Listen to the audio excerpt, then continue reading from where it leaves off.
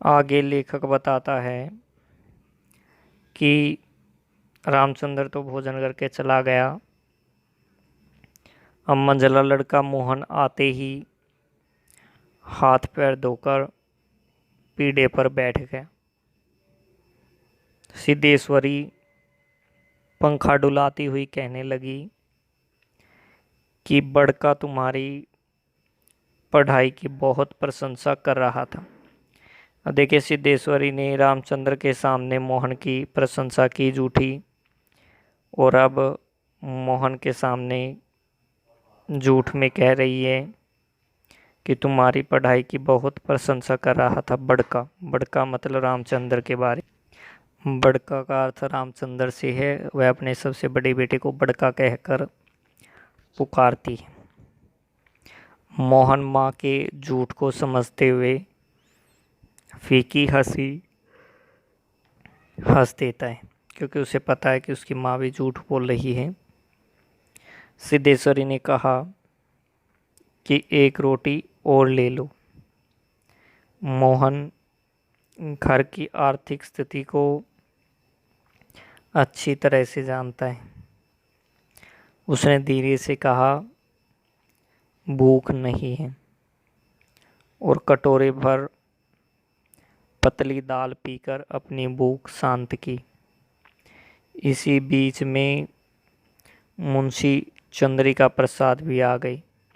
मुंशी चंद्रिका प्रसाद कौन है? ये सिद्धेश्वरी के पति हैं, मुंशी चंद्रिका प्रसाद।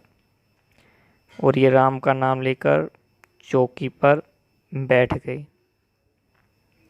सिद्धेश्वरी ने उनके सामने भी थाली रख दी, जिसमें 2 रोटियां, कटोरा भर पनियाई दाल और चने की तली तरकारी।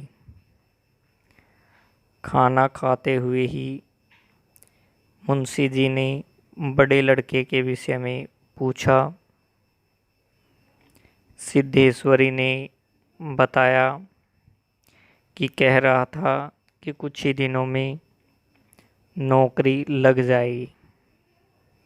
वह उन्माद की रोगिणी की तरह बेटे की झूठी प्रशंसा करने लग गई। यह जो है सब सदस्यों के सामने अलग अलग तरीके से आपस में एक दूसरे के बारे में झूठ बोल रही हैं।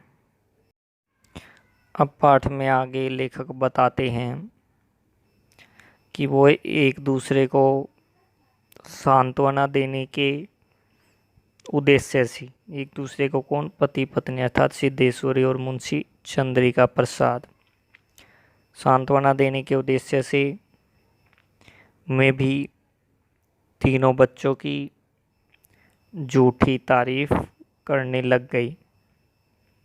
थोड़ी ही देर में फिर से चुप्पी छा गई। सिद्धेश्वरी चाहती थी कि वह पहले की तरह प्रत्येक चीज़ पर धड़ल्ले से बात करे, लेकिन उसे साहस नहीं होता था।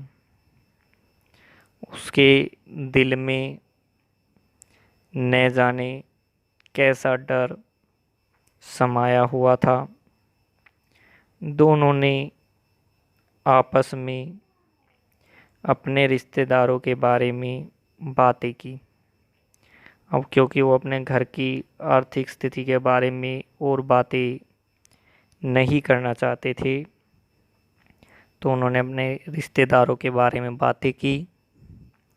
तब तक मुंशी जी का खाना भी ख़त्म हो गया था। सिद्धेश्वरी ने कसम देकर एक रोटी और लेने का अनुरोध किया,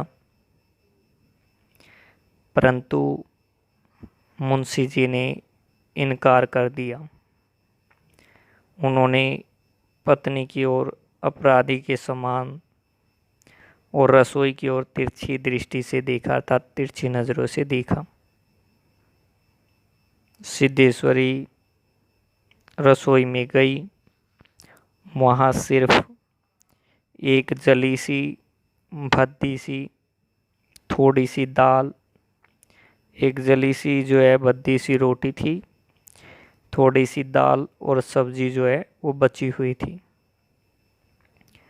उसने रोटी को दो भागों में बांटा। एक टुकड़ा बीमार बेटे प्रमोद के लिए रख दिया, जो उसका सबसे छोटा बेटा था प्रमोद।